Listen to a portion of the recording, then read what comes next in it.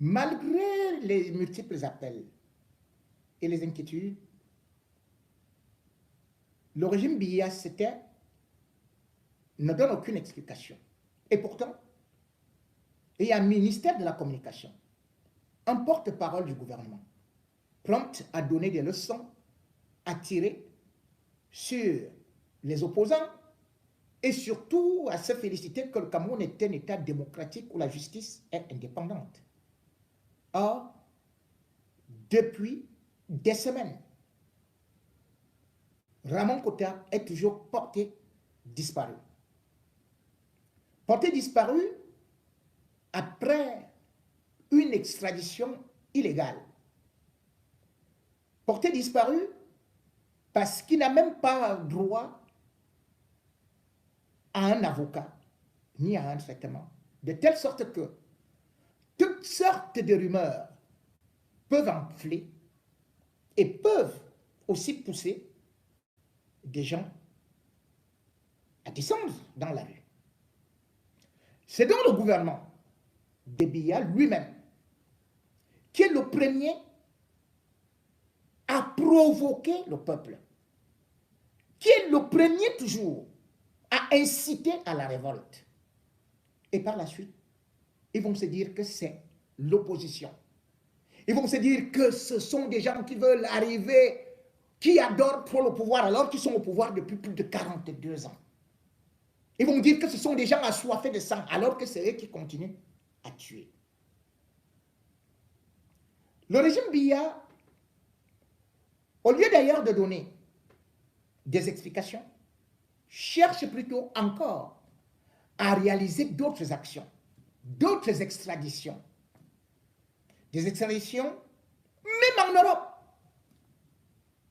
Vous vous rendez compte? Par un soi-disant avocat, un Salai, il a saisi le gouvernement norvégien au mois de mars 2024 pour demander l'extradition d'Ayabasho. Ayabasho, c'est un leader amazonien qui vit actuellement en Norvège. Et comme si cela ne suffisait pas, c'est cet avocat qui, nous dit-on, est financé, enfin, travaille pour le régime Emmanuel Salai, qui aujourd'hui dit qu'il va saisir la Cour pénale internationale. Parce que la Norvège a adhéré au statut de Rome. Problème, le Cameroun a refusé justement d'adhérer à ce statut de Rome. Et c'est le Cameroun qui va saisir la CPI. Voilà donc là où le chien du camp finit toujours par tomber dans son propre piège, dans le piège de son maître. Allez saisir la CPI, comme le gouvernement dit maintenant, parce qu'ils exigent l'extradition d'Ayabasho, qui financerait la révolution dans le Nozo, qui créerait des assassinats. Ils demandent ça à un État européen qui lui connaît les conventions internationales et connaît que le Cameroun est un État dictatorial. Et bien plus, aller à la CPI, le Cameroun sera lui-même face à ces réalités. Lorsqu'on présentera donc les photos, les vidéos de ces enfants qui ont été assassinés, lorsqu'on montrera à la CPI les crimes de Ngarbou, lorsqu'on montrera comment est-ce que les écoles et les petits-enfants parfois dans la rue ont été abattus par, dit-on, prétend-on, au niveau du gouvernement, par des balles perdues. C'est donc le Cameroun lui-même qui est déjà en train de partir là-bas. Pire, le Cameroun va se retrouver avec un autre procès, celui de la disparition forcée de Ramon Kota, dont on ne sait pas jusqu'à présent là où il se trouve. La torture est interdite par la CPI. La torture est interdite par l'ONU. Et c'est le gouvernement camerounais expert en torture qui menace d'aller saisir la CPI contre Ayabacho pour torture. Finalement, ce régime n'est pas très intelligent. Puisque ne serait-ce qu'au niveau de l'extradition,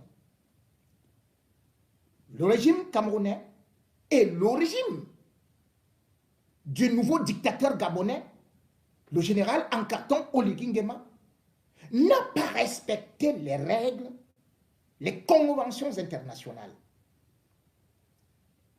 Pire, puisque le Gabon est aussi à l'école du Cameroun, ou plutôt Oligui Nguema à l'école de Paul Biya, lui aussi devient déjà expert dans des disparitions et surtout dans des arrestations à la façon qu'on faisait avec les parents des Ambazoniens ou leurs frères. On partait les arrêter et on les torturait. Pendant 13 jours, un jeune Gabonais a aussi été arrêté. Parce que Oligui Nguema s'est dit, il a réussi son coach. Son seul péché, c'est d'être le frère d'un activiste gabonais, Thibaut Adjatis. On l'a arrêté, on l'a fouetté. Et ce n'est qu'au bout de 13 jours qu'on a dit finalement, parce qu'on a aussi commencé à dire, ben, lui aussi il est porté disparu comme Ramon Kota. Qu'on a dit qu'on va le présenter, qu'on le présente au procureur de la République, afin qu'il soit envoyé en prison. Donc, Thibaut Adjatis critique le régime gabonais, le régime de Libreville. Son frère qui soutenait Oligui Nguema, tout comme Ramon Kota, et qui n'a rien à voir avec son frère, puisque je vous dis par exemple que mes frères sont du RDPC. Est-ce qu'on peut aller punir mon frère, qui lui est même cadre du RDPC, sous prétexte que c'est une façon de me punir, alors qu'il est majeur, je suis majeur, et qu'il doit répondre exclusivement de ses actes? Voilà, donc, ce sont ces gens-là qui disent maintenant qu'ils vont, avec les activistes ou les séparatistes, au niveau de la CPI. Je vais vous montrer par exemple une simple photo de ce garçon qui s'appelle Hans Otunga Obam, le frère de Thibaut Adjatis. Les photos ne sont pas beaucoup claires. Mais regardez tout simplement les marquages au dos. C'est comme si c'était un hérisson. Que dis-je? Un porc-épic. Au niveau des cuisses, la même torture qu'on inflige au sous-sol du Cèdre. Le voilà. Il n'a rien fait. Voilà les œuvres d'Oligui Nguema.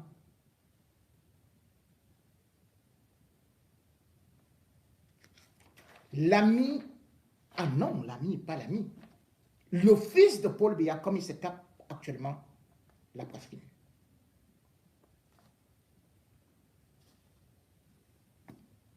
Des hommes en tenue, il en existe de bons et des mauvais.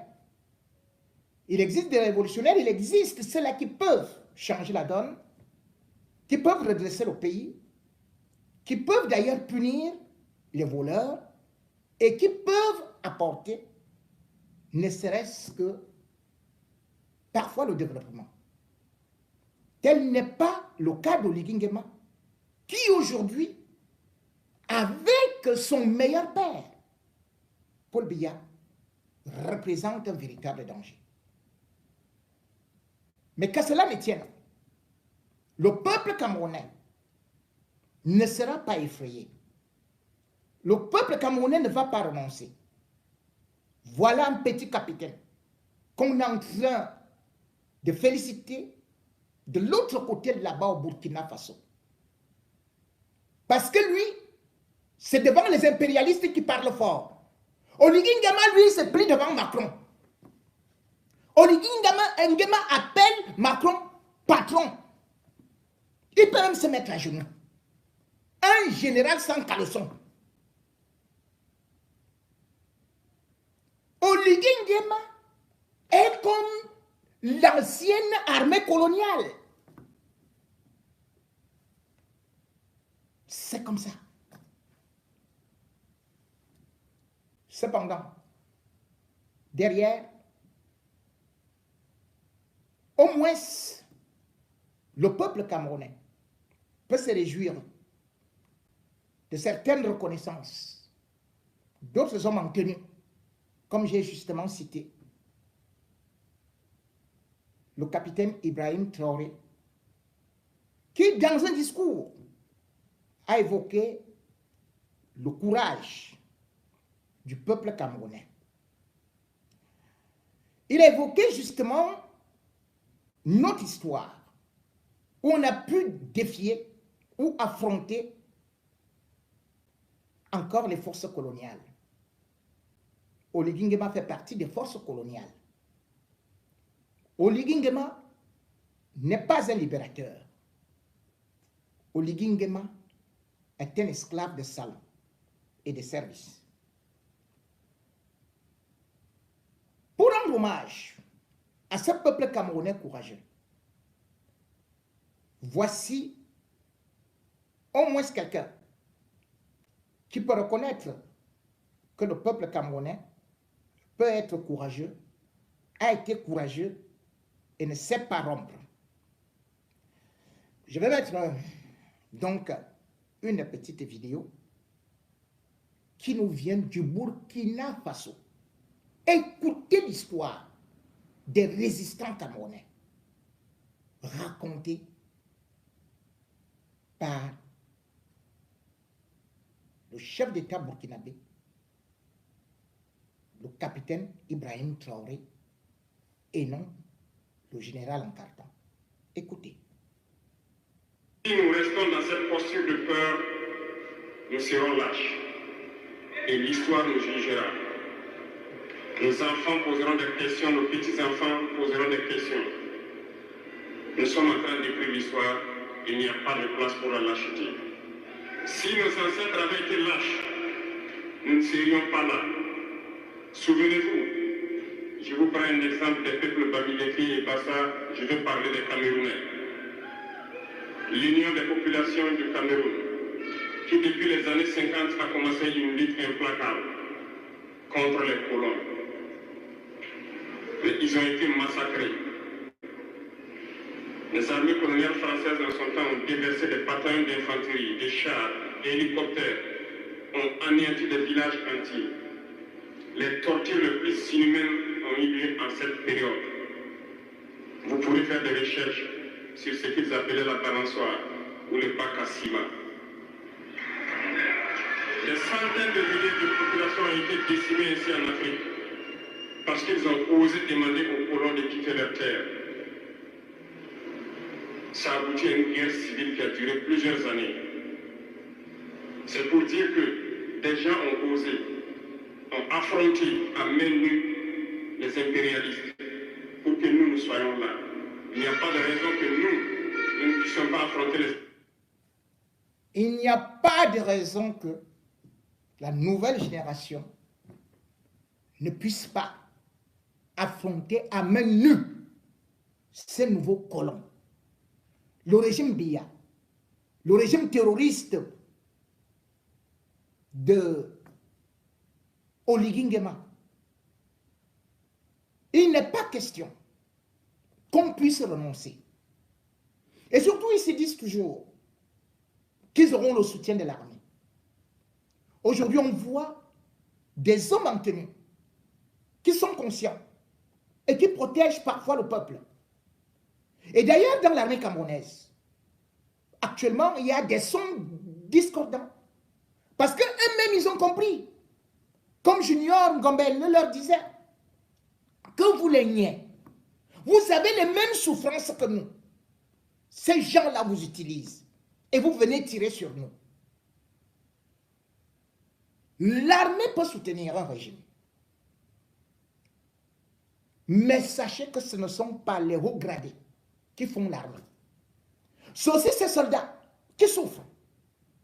Parce que là, ils sont, tout comme Oligui Nguema qui est déjà hyper riche, qui a volé avec Ali Bongo, eh bien, ils ne pensent pas souvent aux tout petits d'en bas. Et c'est ces tout petits d'en bas qui, voyant aussi le peuple se lever, se mobiliser, et constatant qu'ils ont aussi les mêmes difficultés, parce que vous ne pouvez pas vous rendre compte jusqu'où l'armée a des difficultés. Ils ne dorment pas. Ils sont mal payés. Parfois, leurs contrats de 3 ans ne sont même pas renouvelés. Et actuellement, ils sont dans une totale insécurité.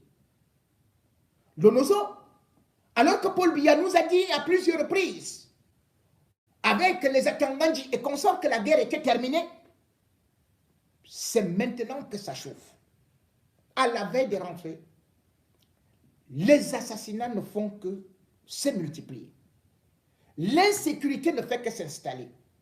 Et dans tout ça, les hommes en tenue, les forces de sécurité qui sont sur le terrain sont en train de se plaindre par rapport à leur chef, leur supérieur hiérarchique, qui ne prennent pas en considération leurs revendications, par rapport aux avantages qui, malheureusement, dont ils ne bénéficient pas, par rapport à tout ce qu'il y a actuellement comme difficulté à pouvoir se faire relever. L'armée est surchargée par les tâches, par les missions, par les dangers. Et cette armée, il faut aussi l'écouter. C'est par elle que le régime Biya devrait même commencer à trembler. J'invite à Tangandji d'écouter attentivement cet audio, cette conversation entre les hommes en tenue qui en ont ras le bol. Et puis, j'attendrai pour voir s'il ira aussi arrêter ces jeunes qui sont dans nos forces de sécurité et qui commencent à exprimer leur ras-le-bol. Voici les réalités que vivent les hommes en tenue dans le Lonoso. Écoutez bien, écoutez très bien les voix de ce policier. Les responsables de la police du Nord-Ouest, je m'adresse à vous, que ce soit le journal, même que ce soit qui, je m'adresse à vous. Vous avez liquidé Yakubu avec le chauffeur, le civil. Je m'adresse à vous. Tout le monde est capable de laisser la police aujourd'hui à cause de vous. Pourquoi? Parce que vous n'avez pas amélioré les conditions de travail de tous les fonctionnaires de la police du Nord-Ouest. Je vous dis ça. Vous me connaissez très bien, le frère de Yakubu. Vous me connaissez très bien. Je suis passé devant vous plusieurs fois. Je n'ai pas parlé au nom de quelqu'un. Mon nom c'est Innocent Clone, Gambou Maboussa. Je suis au GMI, 2e compagnie. Atangandji, tu as entendu? Deux éléments que nous perdons comme ça à cause de votre négligence une fois de plus. Et je n'ai pas peur d'aller devant vous ou après vous. Je suis en train de vous dire ça. Je suis en train de vous dire ça et je le répète très bien. Trop, c'est trop. On ne peut plus supporter à ce niveau. Au suivant. Ça fait vraiment mal. Je suis à T-Junction et les salopards là sont garés à T-Junction. On avait les montants de chanter là, maintenant, on avait de jubiler ça. Dans la mecque comme ça, là, il n'y a pas de papier, rien que dehors. Ils sont en train de jubiler ça. Ils chantent même. Ils sont là à T-Junction. Non, ça ne vaut pas la peine. Des conneries comme ça. Les gens sont en train de jubiler. Pourquoi? Parce qu'on est à faire le bilan. Qu'est-ce que nous trouvons à faire? Qu'est-ce que nous trouvons à faire? Hein? On a parlé de ce poste comme j'ai mis, ça fait pas 2 jours. Il a demandé de laisser tranquille. C'est normal qu'ils jubilent. C'est leur fête. Ils sont en train de fêter. Hein? Ils sont en train de fêter. Son cœur est pété. On a entouré des embassonniers. Nos chefs sont embassonniers. Hein? Les chefs des autorités sont embassonnés. Ils ne travaillent pas le lundi. Tous les bureaux sont fermés le lundi. Ce sont les sécessionnistes. On va supporter ça jusqu'à quand?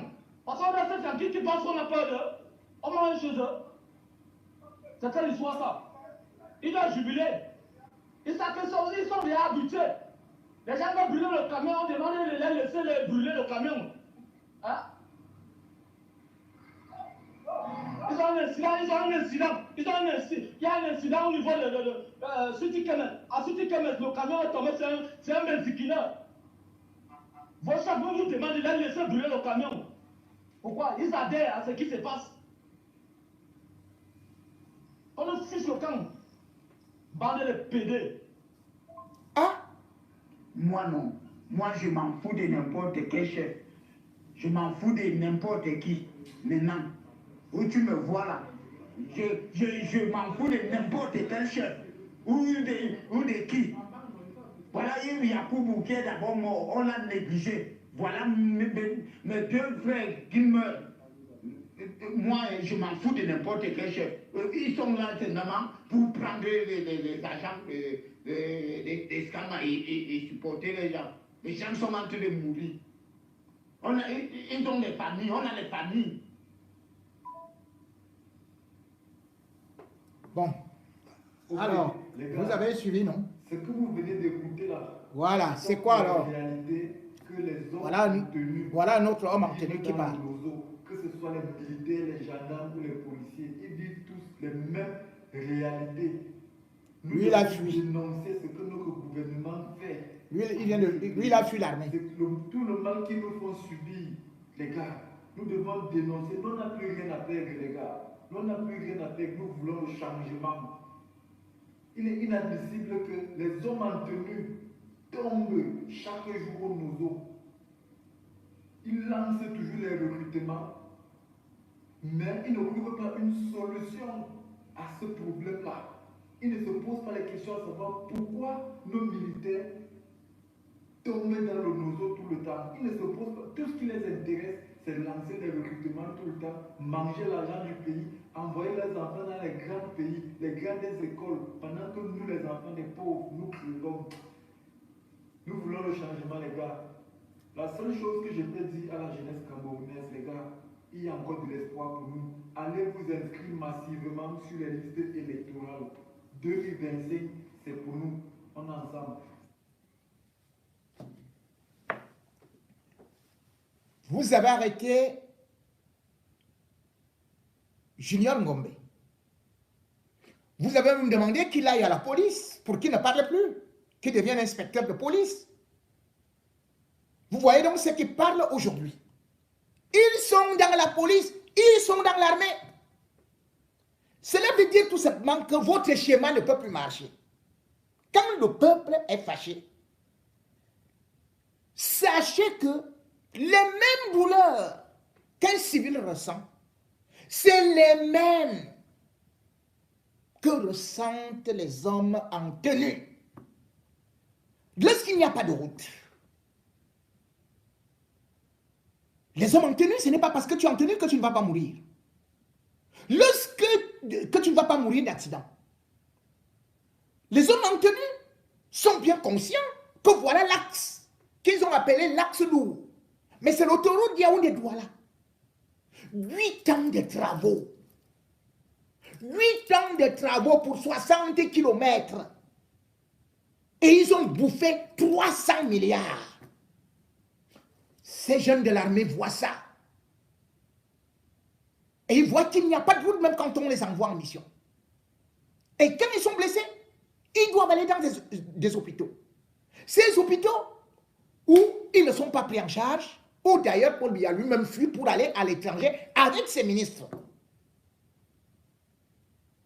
Ils comprennent donc que nous sommes dans un système où ce régime est en train de tuer toute la jeunesse. Et on voit seulement la jeunesse au front. Allez vous faire sacrifier là-bas. Comment peut-on expliquer que Kribi le pont à péage.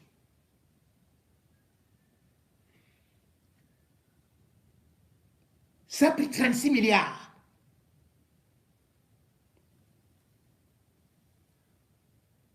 Pour faire quoi? C'est où? Et les autres vous disent qu'ils sont au front. On les abandonne. Là-bas.